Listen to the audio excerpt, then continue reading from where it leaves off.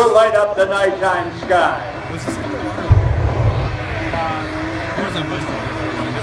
In the era of air shows, going back to about 30 years, there was a resurgence of high-speed jet vehicles that were getting popular at air shows.